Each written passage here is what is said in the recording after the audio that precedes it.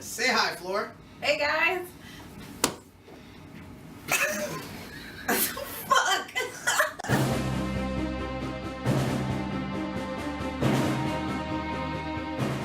Hey guys, welcome back to Film Feud. I'm Angel Ramirez. Marcus Nartez. And introducing for the first time, friend of the show, Flor Llama. Say hi, Flor. Hey guys. So, I know we haven't put out a video in a while. We've been revamping, creating some new content. We're trying to do some new videos, trying to get regular content to you guys. So we're introducing Phase 2. And this will be the first review of that. Four? Phase 2. So, and part of Phase 2, we're going to start bringing on friends of the show, like Flor Llamas. And we decided to bring her on this video because, as you know, we are hardcore Marvel heads. And we wanted to get an outsider's perspective on, do you really need to be this dialed in to the cinematic universe to enjoy a movie like this, Doctor Strange? We know it's out there. So, but before we get into our review, we have to introduce our fourth member of this team. Fourth member of the team, sitting right behind me right there.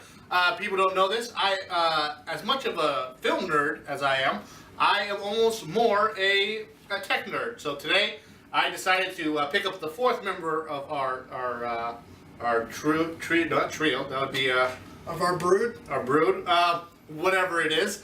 I picked up Google Home, which will act as our fact checker. Yep. Hey Google, say hi. Hi. There she is. Yep. So when we get stuck, which we do from time to time, more often than not me. And we need a question answered. Well, we'll ask our little assistant. Yep, our own personal Jarvis, or Yes. Friday, as it were. So with all that out of the way, at the end of this video, we're gonna tease a little bit of what's to come. We're gonna talk about our new shows, but you guys are here for this review, so let's get right down to it. We're talking about Doctor Strange. Magic. So, as always, we're positive guys, so we're going to start with the positives. So, Marcus, tell me something positive about this movie now. Wow. It has for me the most important thing about movies. This has incredible acting and actors and actresses. I mean, if you know who Cumberbatch is, he's gold. He's good in everything. And not only was he good in this, I feel like this is on the same level as casting level as somebody like Logan or Wolverine. I don't see anyone else playing this part. I can see him playing this part for years to come. Even the ensemble cast outside of him, his love interest, also Angel's love interest, Rachel McAdams. So she was great, even though she wasn't on the screen that much. She did a lot with what she had.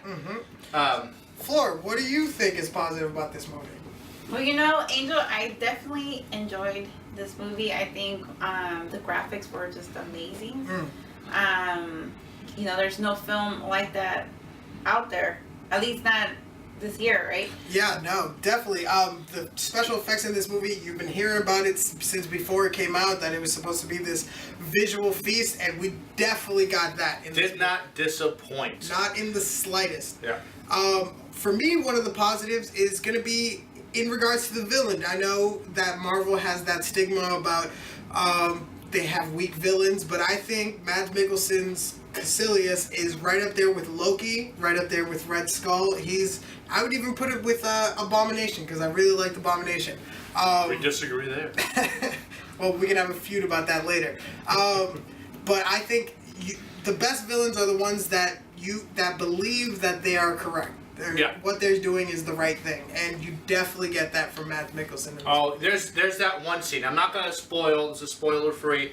Where there's one scene where he has a conversation with Doctor Strange, and at one point I thought Doctor Strange was on the wrong side. He may or may not be. I'm not going to give it away, but he said some things. He made a hell of an argument, and it was. I've never had that happen. I've known the position of every single. I guess because I don't know too much about Doctor Strange, but you know Mr. Superman, Captain America is almost always on the good side, and he's true. Same with a lot of the other characters. This one, I wasn't quite sure, and I'm still not quite sure. Yeah, I mean, and part of that is that Cumberbatch comes off as kind of a dick. Kind of a dick. He is not the best of people at the beginning of this movie. Flor, what do you think about how his journey went from being a dick to being Doctor Strange? So I do agree he was a dick at the beginning, but you definitely see character development, right? That he's a man of medicine and he doesn't buy into the spiritual world, right? But he comes to a realization, and then from then on going forward, you just see him changing as a person, right? Yeah. Mentally and also physically. I thought it was phenomenal. Yeah, they definitely it definitely did a good job of showing his progression from not believing into it and to only believing to it to help himself. You know, he starts this movie off with very selfish reasons to become a sorcerer. Yeah, and I like some of the the underlining aspects of the movie having to do with death and life. I'm always a sucker for that kind of stuff, and how the two are different spectrum, different ends of spectrums, but are very intertwined with each other. Yeah. And there's a couple. Well, I guess this isn't like really ruining it, but there's a scene that she says, one of my favorite scenes, that is she says the Supreme Sorcerer Supreme. Sorry, Sorcerer Supreme says, you know, life. What gives life joy is death, and knowing that you're going to die. Yeah. What gives it meaning? Yeah, and that's been touched upon in other movies and things like that. I just like the way it was presented there. So that was an undertone, a major undertone, I feel, of the. Yeah, and I think just one more positive, the action. I was coming into this movie, I was expecting the trippy visuals, which we definitely got. I was worried that it was going to be a Green Lantern kind of where it was corny, all spectacle and you didn't really see, but the hand-to-hand action that you see in this movie is great. It got me excited for what's coming up with like Iron Fist and stuff like that. Like it was like a kung fu movie. Yeah. I was not expecting it. Flor, what did you think about the action?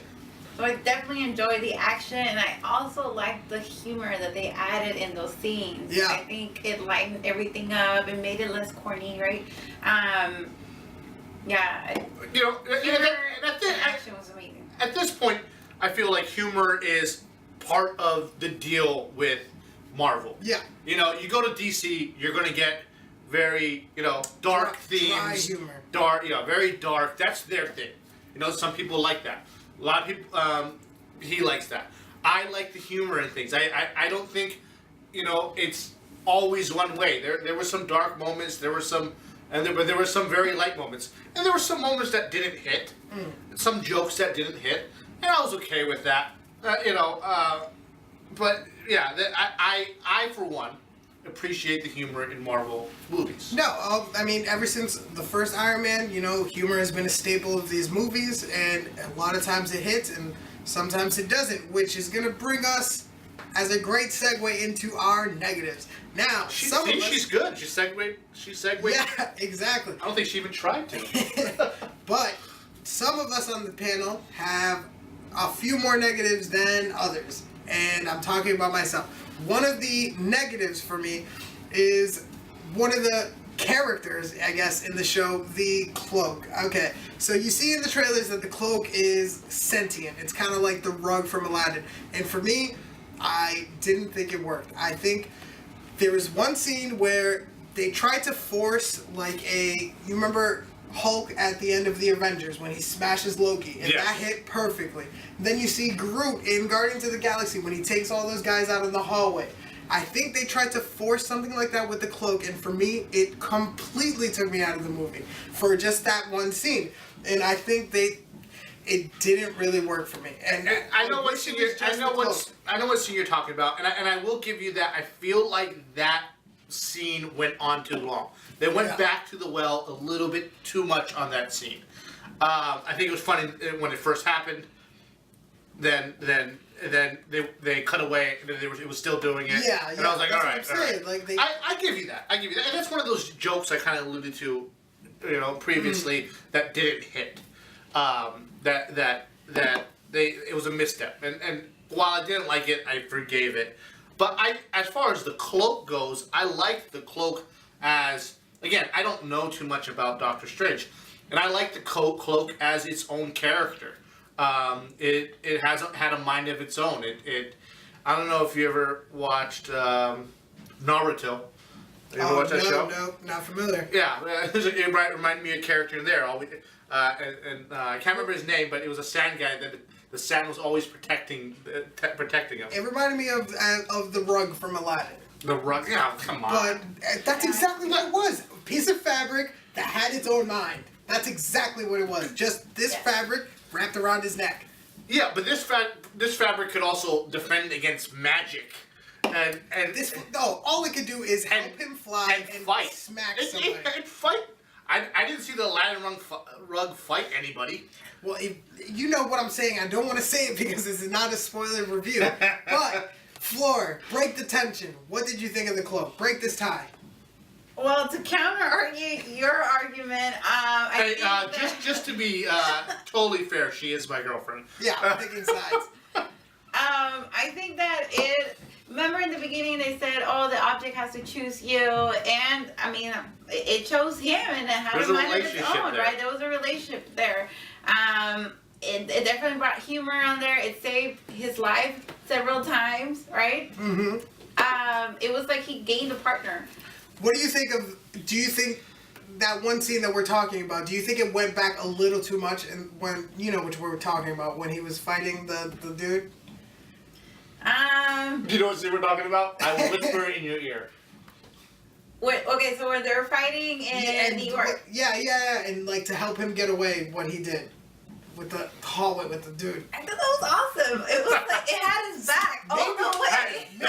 That's what any good side cook. That's all they need to do is have his back. Listen, maybe I'm in the wrong in all this, right? Maybe I'm just too cynical. Maybe these DC movies are getting to me, but I just think it took me out for a second. And I'm not saying this movie wasn't great. I liked this movie a lot, but just things like that. And then there was another joke towards the end that with Wong, who I loved him as a character, but that one joke at the end was like, oh, come on, like that. It was forced. It was forced, and you knew it was going to come. Like the setup for it was very blatant. You knew that scene was going to come probably toward the end, and lo and behold, at the end, the joke manifested. I thought it could have been presented better. Yeah.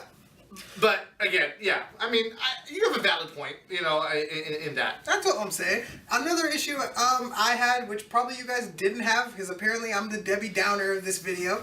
The pacing to me was a little janky. I understand when you're covering this much time, it's gonna feel forced, but I feel like there was an issue with I know there's only 2 hours and change that you have in this movie, but to go from how much time we spent getting him to this place and him training, and then to just rush into how he knows everything. And a lot of that goes into my other issue about you don't know how much time is passing in this movie. Okay. And this is our biggest okay. We were in the parking lot last night, and we try not to get too much into the discussion, but this one got a little heated. If a movie was going to not put emphasis on time, this is the movie to do it. There is a time. Okay, so time is an important factor in this movie, but the importance of it is that it's not important. Anything with time, anything to do with dimensions and different dimensions, and I don't think that's giving away anything. Being able to go to different dimensions and time meaning different and different things. I think it wasn't necessary. Like, I understand, with pacing and knowledge of knowing where the time is, but I don't think that it was important in this movie. The last thing I wanted to see would be like a montage of him becoming stronger. No, 80s montage. I think you could have easily put in a device like maybe he has a calendar in his room to show how much time has passed, because you don't know when the car accident happened. this is my big issue with the film, and the whole crux of why I find certain things so bad, is when you're in the middle of a cinematic universe that you have spent the last 10 years fortifying, and then you throw in Doctor Strange, and you have this, it takes him years to become Doctor Strange. You don't know if he got into this car accident when the first Iron Man happened, and you don't know. But does it matter? Like, I think it does. It doesn't, like, it doesn't ruin anything to the story. I don't need to know when that happened. I just need to know it did happen.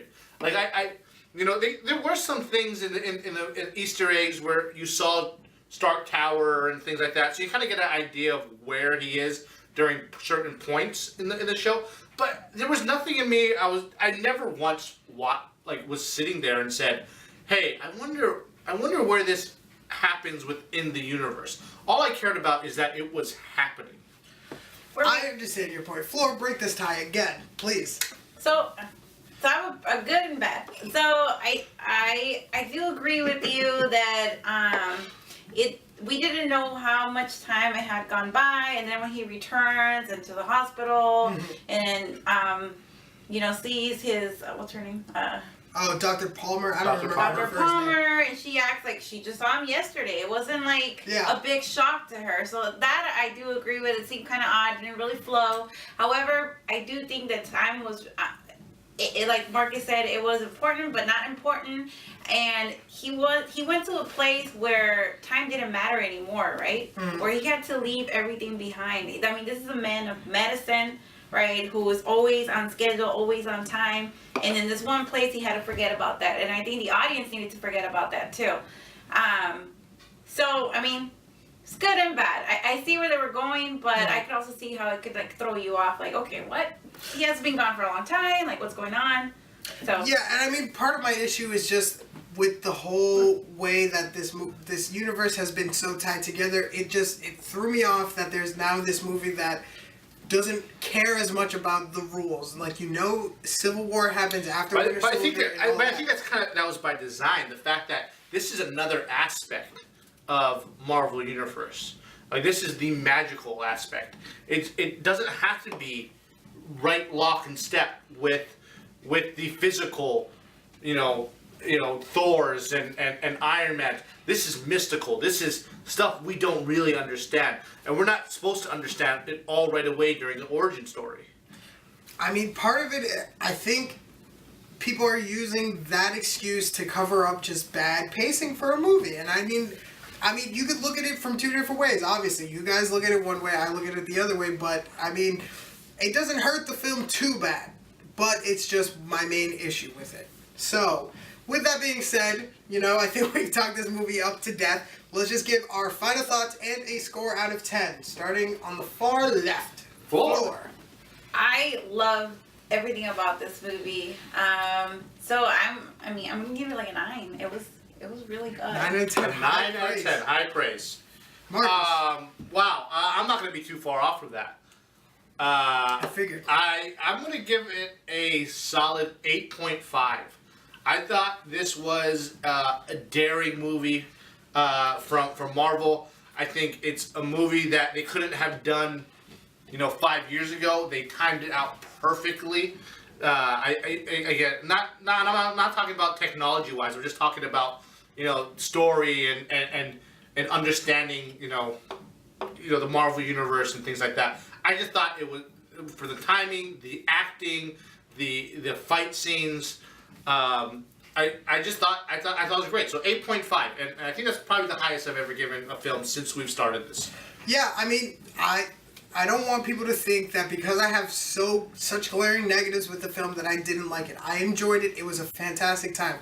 The action was great. The villain, one of Marvel's best. There's a ton of positives. Cumberbatch, great acting. One of the best actors in this universe that's playing a lead role. My issues do bring the score down a bit, but I don't want people to think, because I'm going to give it a 7.5 out of 10, but I don't want them to think that I hated this movie at all. I liked it a lot. I just had issues with it. So that's it. I like the movie. Go see it. I'm not telling nobody to not go see it. Definitely go see it. If you need a little help. And comment in the comment section so Angel knows how wrong he is. Alright guys, now that the review is over, we're going to introduce a new segment. The Film Feud is still going on, but we thought that it would make a better own video. So from now on, we're going to have separate videos relating to the movie that's coming out that week, and we're going to have a Film Feud all about it. And we're going to go at it, and we're going to fight to the death. Fisticuffs. So, but Spit. we also still want to have a segment for our reviews, and that's going to be, if you like that, try this. Yes. All right. You got it right that time. That Yes. took a while for us to get. Yeah, a little behind the scenes right there. So basically what it is, for example, I'll just tell you, if you liked The Matrix, I would say you'll probably like this movie, Doctor Strange. I thought, and basically the reason why I say that is because of the fact of the paths you have to take to get to not where you want to be, but where you're supposed to be. So I like that. I like that aspect of it, and the difficulty of choosing the right path. Is it the right path? Maybe not. Yeah, and I would say if you liked Inception, you would like Doctor Strange, because Inception is the first movie to really, play with aspects of reality, what's real, what's not. The visuals are kind of similar, like the hallway scene in Inception. It with the turning camera and everything.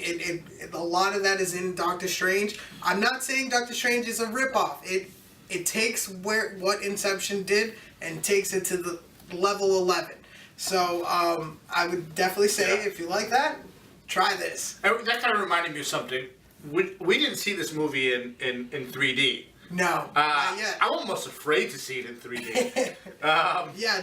This should come with a disclaimer that you should not go to this movie drunk or in any other inebriated state, because it may mess you up. Mess you up. It's a scary movie that way. But yeah, so that's our.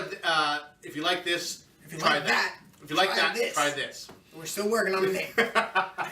So, with that being said, we're going to close out this video just talking about what Phase 2 is going to bring. We have a couple new shows on the horizon. They're going to start coming out weekly. So, Marcus, tell them about your show. Okay, my show is going to be... the title is The Time Traveler's Review.